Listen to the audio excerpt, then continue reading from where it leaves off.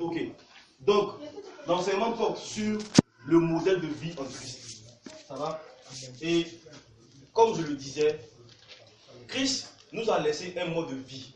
Et ce mode de vie que Christ nous a laissé est un mode de vie qui doit être inséré en nous à chaque fois que nous nous comportons dans la société. Ce mode de vie n'est pas seulement, je dirais, applicable lorsqu'on est en communion fraternelle et lorsqu'on sort de là, on oublie ce que Christ nous a enseigné et on va faire autre chose. Amen.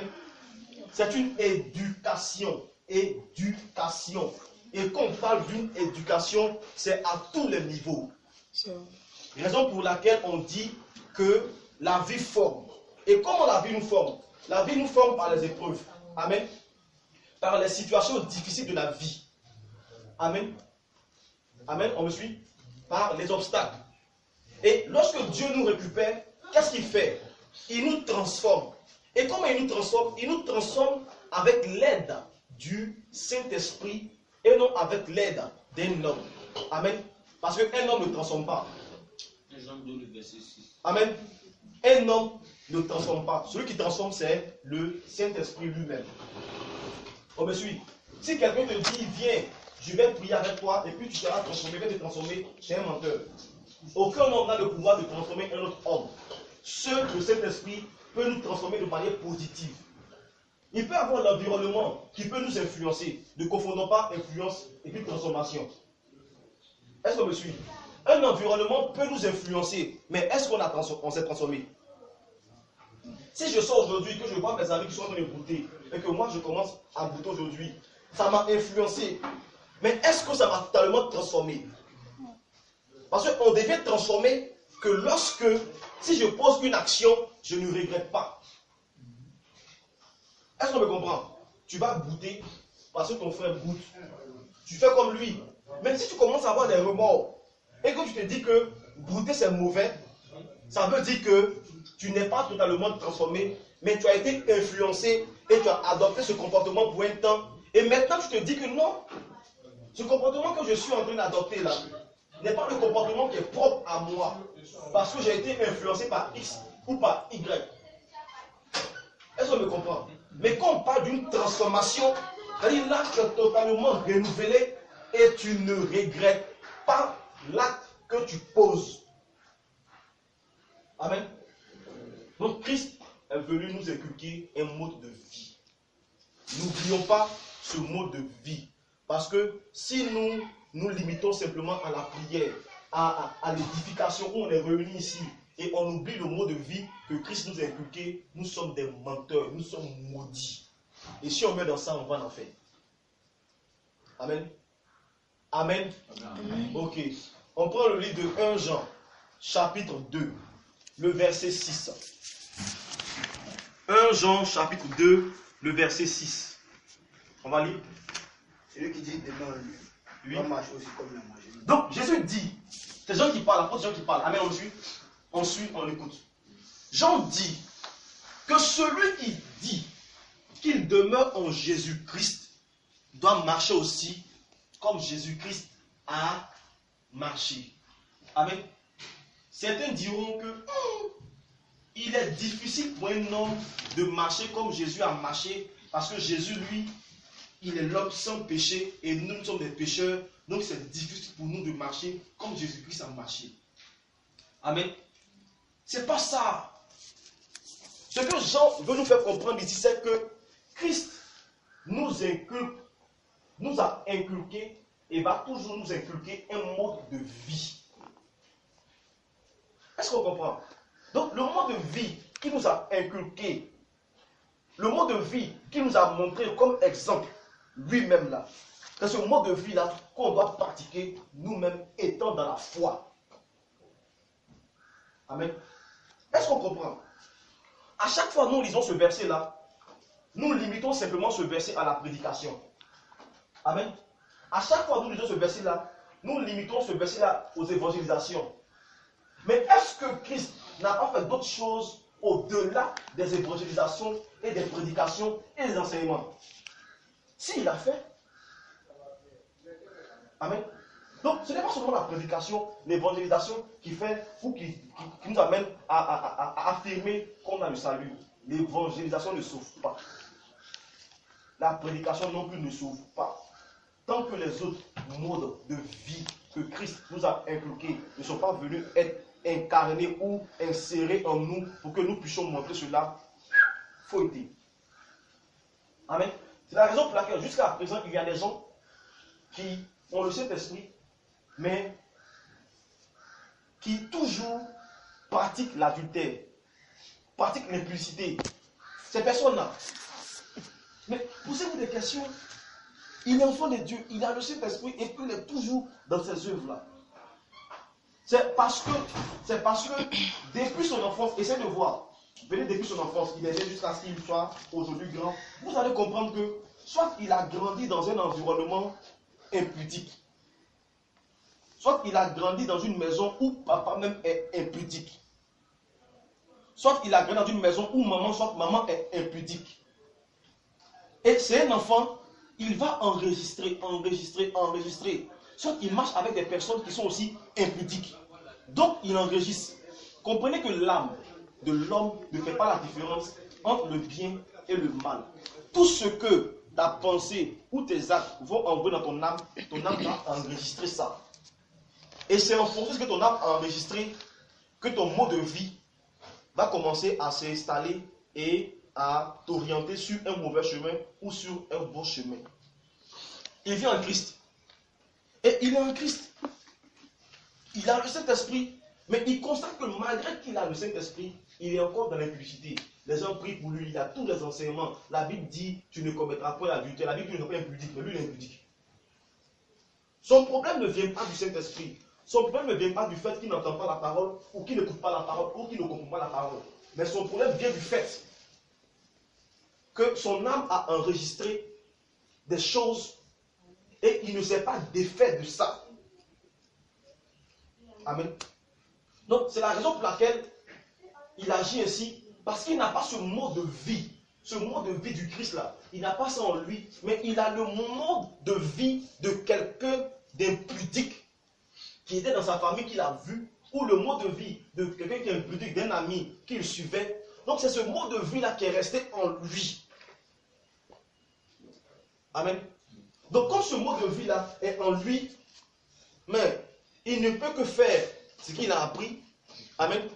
Mais s'il a suivi le mode de vie de Jésus-Christ, qui nous demande de ne pas être impudique, et que ce mode de vie-là, il l'insère dans son âme, parce que le Saint-Esprit est en lui, et qu'il marche selon le mode de vie que Jésus-Christ lui a appris, vous êtes sûr que même s'il marche avec de mauvaises personnes, est-ce qu'il pourra laisser le mode de vie que Jésus lui a enseigné? C'est impossible. Est-ce qu'on me suit? Donc tout est une question de mode de vie. On prend l'exemple d'un enfant qui naît avec des homosexuels. On prend un garçon, comme les gens sont homos, donc ils vont adopter un enfant, un nouveau-né. On attend le nouveau-né, ils vont prendre une nourrice qui va nourrir le bébé en question. L'enfant, ce garçon par exemple, grandit au milieu de deux garçons qui matin, midi, soir lui donnent à manger. Qui matin, midi, soir s'embrassent devant l'enfant. Quand l'enfant va grandir, l'environnement dans lequel il a grandi, la maison dans laquelle il a grandi, dans cette maison-là, il a vécu avec deux hommes qui couchent ensemble. Deux hommes qui prennent soin de lui. Deux hommes qui sont papa et maman. Donc lui, quand il va grandir, quand il va voir un homme et une femme élever un enfant, lui, ce qu'il a enregistré comme mode de vie là, ce sont deux garçons qui doivent prendre soin d'un enfant, et non un homme et une femme. Donc quand il va voir ça quelque part, il sera choqué. Mais c'est bizarre. Pourquoi est-ce que c'est un homme et une femme qui prennent soin d'un enfant? Pour lui, ce n'est pas normal. Pourquoi? Parce que c'est le mode de vie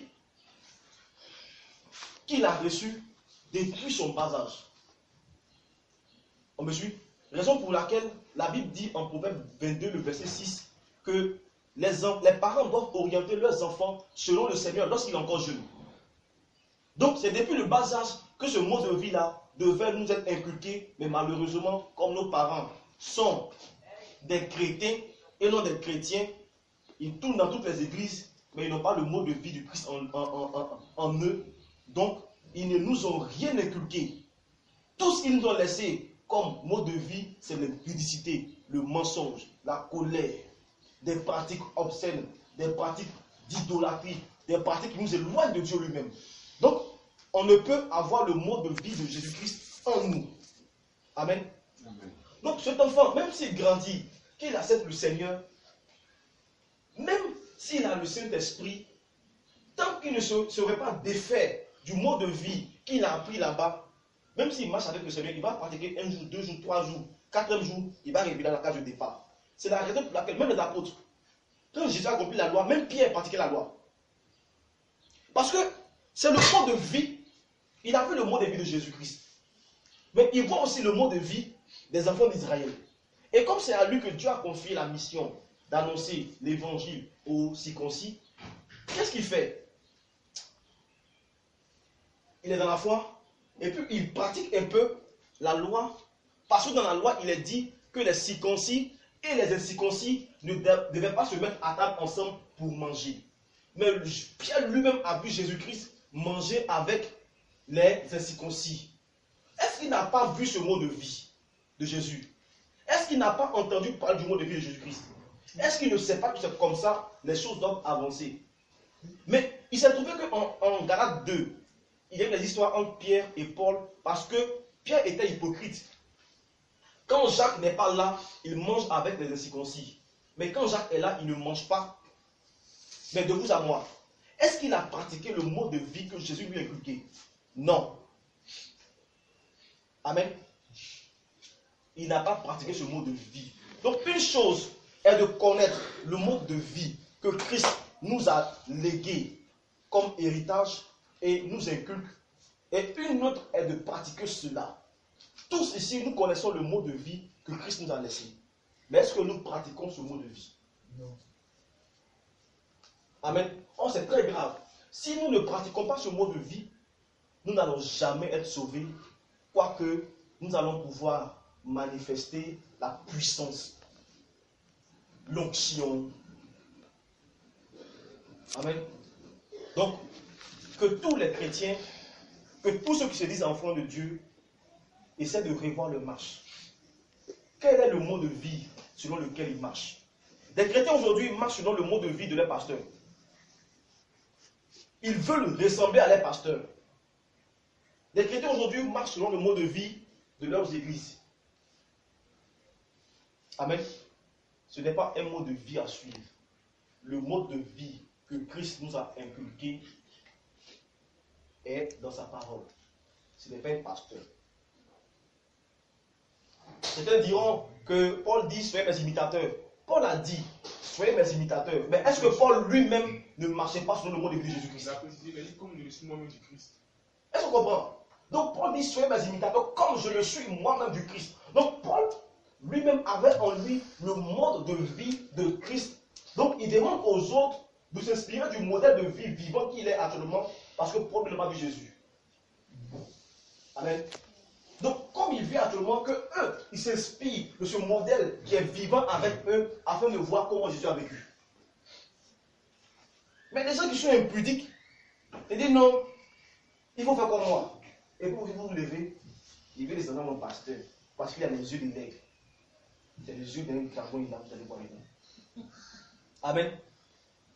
Cherchez à vivre, à avoir ce mode de vie de Jésus-Christ. Amen. C'est très important. Tant que vous n'avez pas ce mode de vie-là, vous allez tourner, révélation, prophétie, enseignement, parole, puissance, onction, quand vous allez mourir, là, pas en enfer. C'est clair. Et c'est clair. À bon entendeur, salut. Le premier mode de vie que Christ est venu nous inculquer, c'est le mode de vie de l'amour. Amen. Parce que les enfants d'Israël n'avaient pas en eux ce mode de vie. Pourtant, dans la loi, il est dit, tu aimeras Dieu de tout ton cœur, de toute ton âme, de toute ta pensée, et tu aimeras ton prochain comme toi-même. Mais ils savent que la Bible a dit ça. La Torah a dit ça. Mais ils n'ont pas en eux ce mode de vie. Ils n'ont que la théorie dans leur bouche. Mais est-ce que physiquement, lorsqu'on le voit marcher, se promener, errer ça et là, est-ce qu'ils ont en eux ce mode de vie? Ils n'avaient pas en eux ce mode de vie. Raison pour laquelle Christ est venu comme un modèle parfait et il leur montre ce mode de vie. Amen. Donc le premier mode de vie, c'est l'amour. Amen. Lorsque nous prenons le livre de Jacques, chapitre 2, le verset 8. Jacques, chapitre 2, le verset 8. Amen. La Bible dit, hein, tu peux lire. Si vous accomplissez la loi royale, Oui. dans l'écriture, Oui. tu aimeras ton prochain comme toi-même. Amen. La Bible dit que si vous accomplissez la loi royale, c'est-à-dire qu'il y a une loi qui est au-dessus de toutes les lois. Et cette loi-là, c'est d'aimer son prochain comme soi-même. Amen. Dans aimer son prochain, il y a beaucoup de choses. Est-ce qu'on me suit? On n'aime pas dans la bouche. Non, mon frère, je t'aime. Ma soeur, sois béni. Jésus nous aime, je t'aime. Non, mon cousin, sois béni. Jésus nous aime, je t'aime. Non, ma cousine, sois bénie. Jésus nous aime, je t'aime. C'est pas ça, je t'aime. C'est pas ça, aimer quelqu'un. Amen. La Bible nous a montré et nous montre toujours c'est quoi aimer son prochain. Amen. La Bible nous fait savoir que si tu dis que tu aimes quelqu'un et qu'il t'a fait du mal et que tu n'arrives pas à pardonner, ça veut dire que tu ne l'aimes pas. Amen. Ça veut dire que tu l'aimes. Oh, les gens d'aujourd'hui ont une expression qui gêne vraiment. Bien vrai, il m'a fait du mal, mais moi là, je vais pardonner, mais je ne vais pas oublier. Tu es bête. Du moment où tu dis que tu vas pardonner, mais tu ne peux pas oublier, toi-même qui dis ça là, tu es bête. Quoi l'amour que Dieu t'a inculqué? Du moment où tu n'as pas oublié, tu n'as pas pardonné. Amen. Parce que si Dieu n'oubliait pas toutes les fautes que nous commettons, il est sûr et certain que nous, où nous sommes là, on allait vivre encore. Dieu dit, bon Pierre, comme tu as fait ça là, je te pardonne, mais je n'oublie pas. Dieu dit que lorsqu'on se répand, la faute qu'on a commise là, il efface. Il dit, je ne me souviendrai plus de vos iniquités.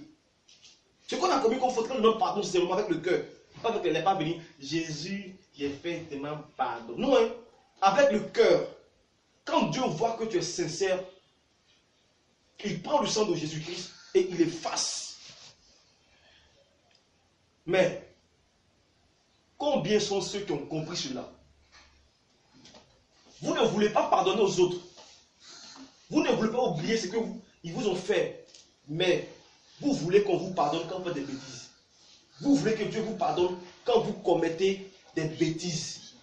Si la Bible dit en Matthieu 6 que si vous ne voulez pas pardonner aux hommes leurs péchés, Dieu ne vous pardonnera pas non plus. Dans le pardon, il y a l'oubli. Donc, vous qui êtes assis ici, on vous a fait du mal, et puis vous dites que vous ne voulez pas pardonner parce que c'est trop dur, il y a gros sur le cœur. C'est caillou, tu as pris pour mettre dans ton cœur. Là, tu allais soulever Satan comme ça, avec la haine. Et puis tu mets dans ton cœur, puis tu dis non, tu es fier de toi, je ne peux pas oublier. La colère ne vient pas de Dieu. La haine ne vient pas de Dieu. Donc tous ceux qui ont cette expression et qui ont la haine contre quelqu'un dans leur cœur vont prendre Satan lui-même. Ils viennent mettre ça dans leur cœur. Et puis demain, ils vont s'étonner de ce qu'ils sont devenus sorciers. Et ils vont accuser le pauvre sorcier qui est dehors. Mais qui allait le chercher là-bas? C'est qui? C'est toi-même.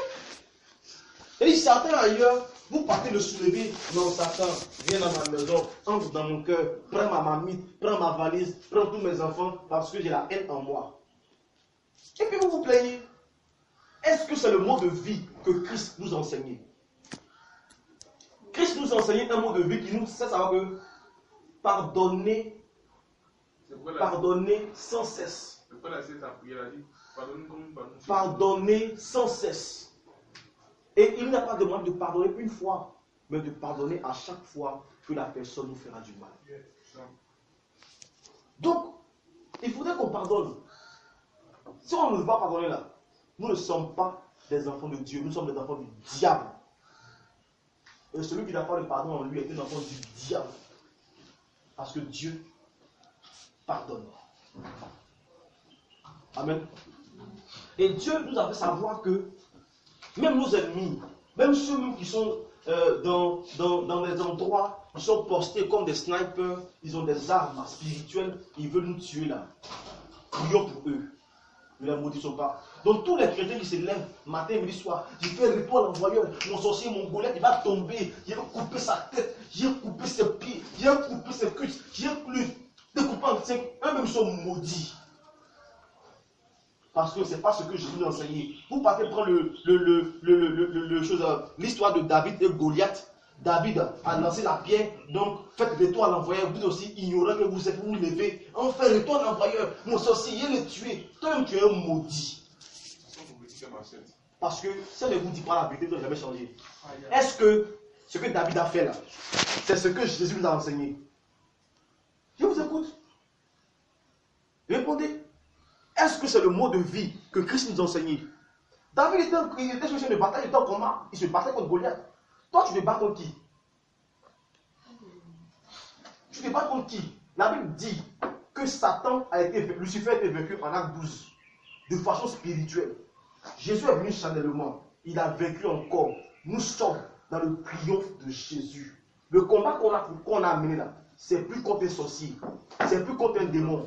C'est plus contre un futur, parce que là, on les a vaincus. Et si nous sommes conscients que nous sommes dans le triomphe de Jésus, alors la parole de 1 Jean, chapitre 4, verset 1 à 2, va s'appliquer, qui dit que celui qui est en nous est plus fort que celui qui est vivant. Donc, même si moi, Pierre, je me lève aujourd'hui et que je vais me coucher au milieu de 144 000 démons, je vais ronfler comme un enfant, tous les démons vont fuir parce qu'ils verront le triomphe de Jésus-Christ en moi. Mais c'est lorsque vous, les chrétiens, vous avez vendu, vous avez pris la place de Jésus qui est dans votre vie là. Vous avez vendu aux sorciers, vous avez vendu aux pasteurs, vous avez vendu à vos églises, et maintenant vous vous plaignez que les sorciers vous attaquent et vous dominent. Comment pouvez-vous dire que vous avez Jésus et puis sorcier domine sur toi, chrétien? Tu n'as pas Jésus. Tu n'as pas Jésus. Donc revoyez-vous. Jésus ne nous a pas appris, je reviens là-dessus, le retour à l'envoyeur. Jésus nous a appris de prier pour nos ennemis. Et comme vous, on vous a appris le retour à l'envoyeur, on vous fait savoir même, comme ta maman est sorcière, comme ton papa est sorcier, ne va plus au village. Comme ta maman est sorcière, ton père est sorcier, donc il ne faut plus lui envoyer 100 francs pour qu'elle puisse manger. Vous êtes maudits. Car la Bible dit, en 1 Timothée 5, le verset 8, que celui qui n'a pas soin de ses siens est pire qu'un infidèle. Il abandonne la foi. Donc vous qui pensez qu'on vous a dit, vos parents sont sorciers, vos parents sont ceci, vos parents sont cela, et comme vous avez de l'argent, vous refusez de leur donner à manger, vous êtes maudits. Si vous mourrez dans un patin d'enfer. Ton papa est sorcier, est-ce qu'il peut te tuer? Ta maman est sorcière, est-ce qu'elle peut te manger? C'est quel sorcier vous avez vu la tuer Jésus? Hein? Je vous écoute. Après, vous voulez que tous les démons qui devaient se prosterner en même temps. Je vous écoute. La Bible dit, nous n'avons pas combat contre la chair, ni contre le sang, mais contre les principautés. C'est contre les esprits. Et si aujourd'hui ton papa ou ta maman est influencé par un esprit, ce n'est pas à toi de combattre la chair de ta maman. Tu pries dans le secret pour que l'esprit qui l'influence là quitte. Et vous suivez.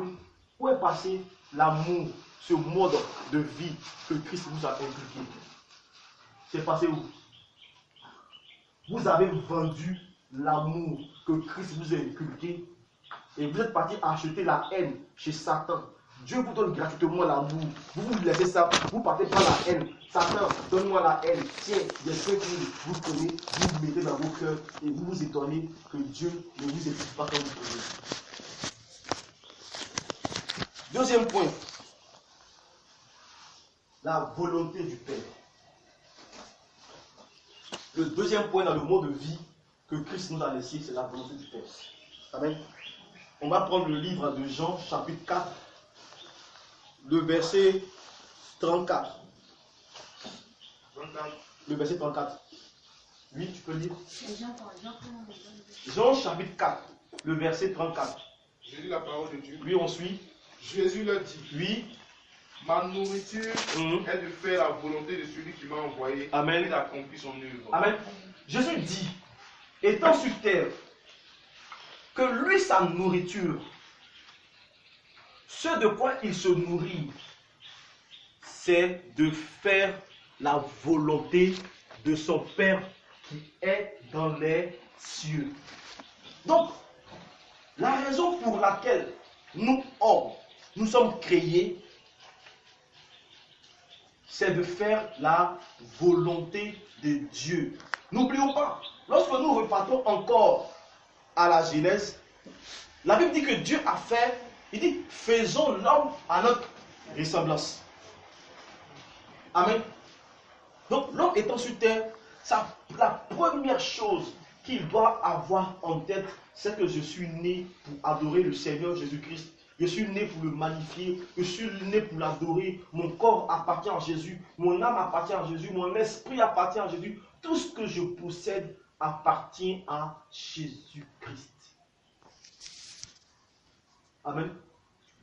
Mais nous naissons et tout ce que nous savons, tout ce que je dois faire appartient à ma maman. Tout ce que je dois faire appartient à mes parents. Tout ce que je dois faire appartient à mon mari. Tout ce que je dois faire appartient à ma chérie.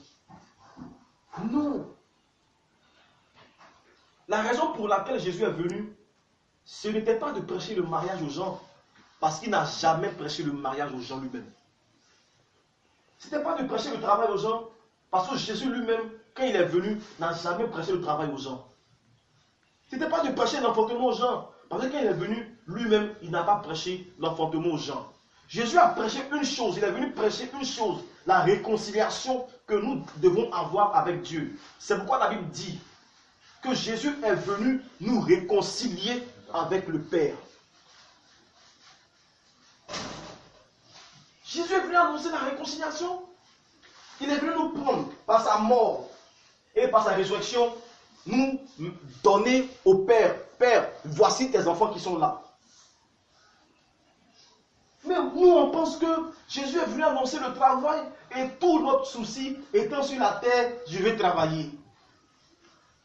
Il veut me marier. Je vais voyager. Je veux l'argent. Mais où est la réconciliation qu'il y a entre toi et Dieu? Si pour toi, c'est le mariage qui prime, c'est le travail qui prime, c'est le voyage qui prime, c'est l'argent qui prime. Ça là, c'est ce que Satan est venu mettre dans notre tête. C'est ce que Satan est venu mettre dans notre tête. Et il nous détourne de l'évangile de Jésus. Et lui, il met son évangile, qui est le mariage, qui est le travail, qui est tout ça, de notre tête. Dieu a dit à l'origine qu'on va se marier. C'est déjà un acquis. Vérité. C'est déjà un acquis. Du moment où on est réconcilié avec Dieu, directement la parole de Éphésiens 1, le verset 3 s'accomplit. La Bible dit que nous sommes bénis de toutes sortes de bénédictions spirituelles dans les lieux célestes en Christ. Donc, du moment où nous avons Jésus-Christ, nous marchons avec Jésus-Christ, nous sommes en communion avec lui, nous sommes réconciliés avec Dieu, nous avons déjà le mariage, nous avons déjà le travail, nous avons le voyage, nous avons l'argent parce que Dieu nous est riche. Donc, c'est déjà un acquis. Donc, notre priorité là, ne doit pas, je veux le mariage, je veux le travail, je veux l'enfant, c'est un évangile de démon. Parce que Jésus-Christ n'est pas venu pour ça à l'origine, il est venu pour une réconciliation avec Dieu. Amen. Amen. Donc, nous devons nous poser la question,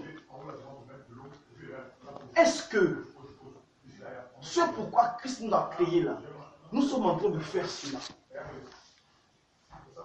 Certains diront que Christ nous a créés pour faire des enfants, pour pondre des œufs qui sont des enfants. Certains diront que Christ nous a créés pour travailler. Certains diront que Christ nous a créés pour aller à l'école, pour manger, pour vivre la vie. Profitons de la vie. On est déjà né. On fait comment? Quand tu vas mourir dans ça, tu vas aller en enfer. Christ nous a créés pour un but précis. Et Christ lui-même nous a réconciliés avec Dieu pour un but précis, qui est d'avoir la vie éternelle, de glorifier Dieu, de vivre la gloire de Dieu et d'avoir la vie éternelle. Amen. Amen. Donc, on voit le troisième mot de vie que Christ nous inculque. Amen. La simplicité et l'humilité. Or, aujourd'hui, là, il n'y a aucune simplicité, il n'y a même plus d'humilité dans le corps du Christ. Amen. Nous allons prendre le livre de 2 Corinthiens. Jean, tu vas dire pour moi. 2 Corinthiens, chapitre 11, le verset 33. 2 Corinthiens, chapitre 11, le verset 33. Le livre. On me descendit par une fenêtre. 2 Corinthiens, chapitre 11, le verset 3. Toutefois, de même, 3. 2 Corinthiens 11. Le verset 3. dit toutefois, Oui. et même que le serpent séduisit Ève par sa ruse, je crains que vos pensées ne se corrompent et ne se détournent de la simplicité à l'égard de Christ. Amen. Paul dit de même que Satan, le serpent ancien, a corrompu Ève. Il craint qu'on s'éloigne de la simplicité de Jésus-Christ. Amen. Et c'est ce qui se passe aujourd'hui. Lucifer quitte là-bas, il vient avec sa doctrine qui est la doctrine de la beauté et de la personnalité. Ça, c'est un culte démoniaque. C'est un culte démoniaque. Amen. Cet évangile-là nous fait savoir que un chrétien doit avoir des gars du corps. Un chrétien doit être toujours chic. Un chrétien doit avoir les grosses voitures, les grosses cylindrées. Un chrétien doit toujours avoir ses vestes. Un chrétien doit avoir, je dirais, de l'emprise sur ceux à qui il prêche l'évangile. C'est un évangile démoniaque parce que Christ lui-même, qui est Dieu, a tout fait avec humilité. Moi je le dis, je vais le redire, c'est pas normal que des chrétiens aujourd'hui aient des gars du corps. Et ça, je vais toujours le dire. La Bible dit dans le psaume 33 que une armée ne peut délivrer un homme. Un cheval ne peut